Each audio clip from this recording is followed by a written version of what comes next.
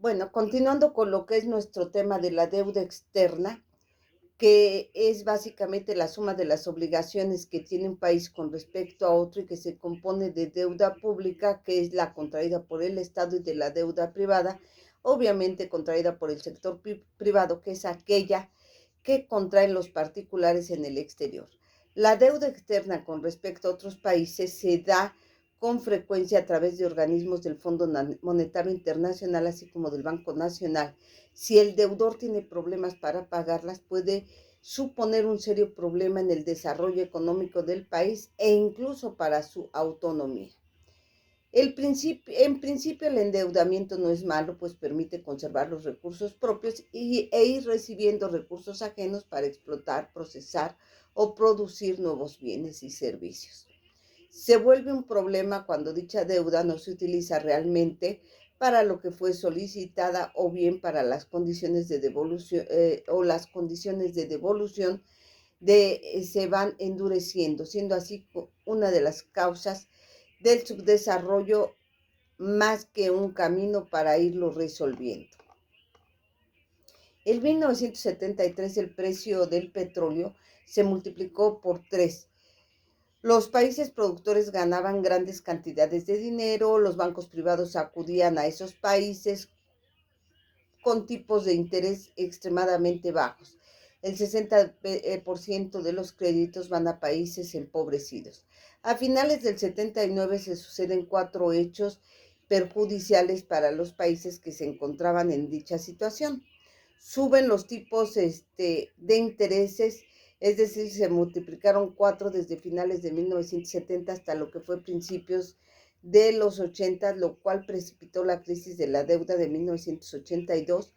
Se populariza por inevitable la adquisición de nuevos préstamos para hacer frente al pago de las deudas impagables, provocando a partir de ahí la catástrofe económica de esa década y la multiplicación de la deuda.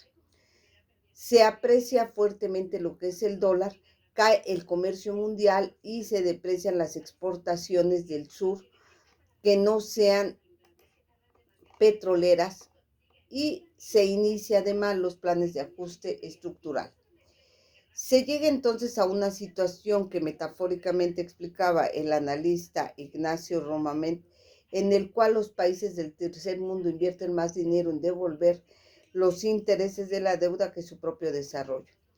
Sabido es que en la época en que se originaron los problemas de la deuda, muchos gobiernos dictatoriales entraron en ese círculo vicioso, y como consecuencia del gran endeudamiento de un país puede ser la imposibilidad de obtener nuevos créditos, en caso de necesitarlo, la imposición de duras condiciones por parte de los acreedores, incluyendo lo que son políticas económicas restrictivas, generalmente muy duras en lo que es la población, que impiden compartir en igualdad de condiciones en otros países. El crecimiento desembocado de la inflación, que hace aún más difícil la deuda que se tiene que cubrir.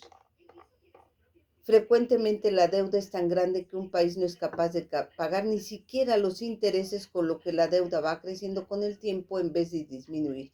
Así el desarrollo económico del país puede ser imposibilitado por la deuda, entrando en una espiral sin fin de empobrecimiento. Malos manejos de las políticas internas del país, y es como se entra a lo que es una crisis económica bastante importante. Dentro de los instrumentos económicos, vamos a encontrar lo que son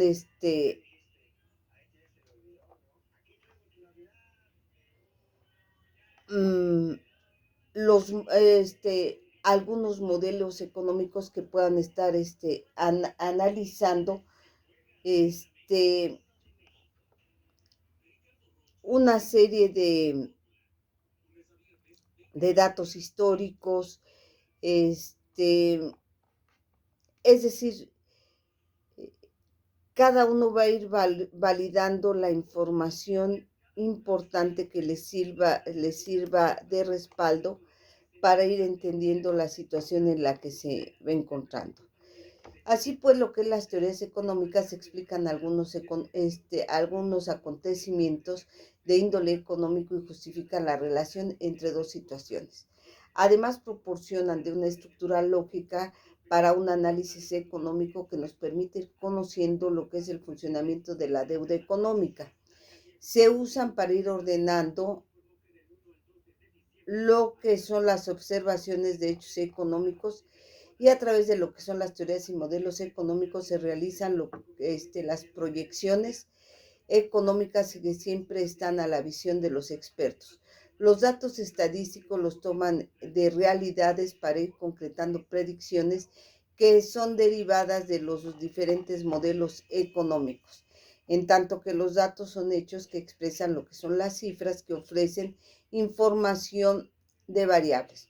Una variable económica es algo que influye en las decisiones de lo que son los problemas económicos.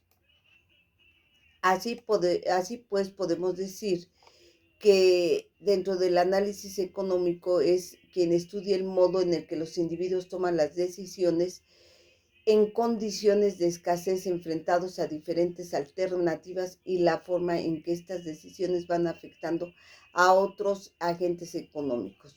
Utilizan algunos instrumentos como las variables, uso del lenguaje matemático, gráfico, para ilustrar los diversos modelos económicos.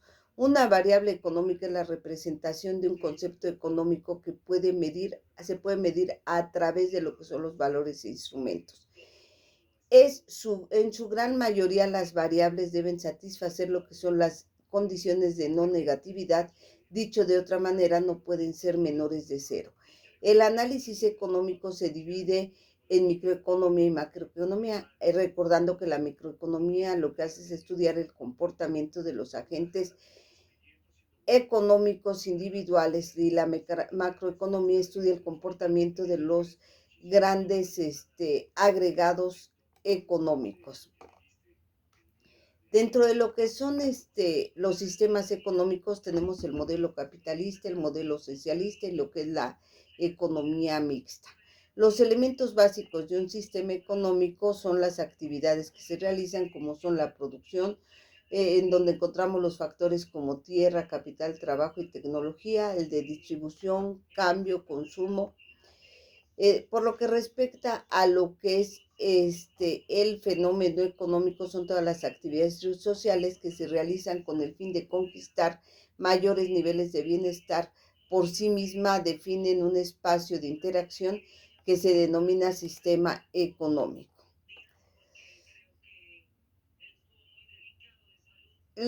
Por lo que respecta a las actividades económicas, pues tenemos lo que es la producción, la distribución y el consumo. Que tengan excelente día.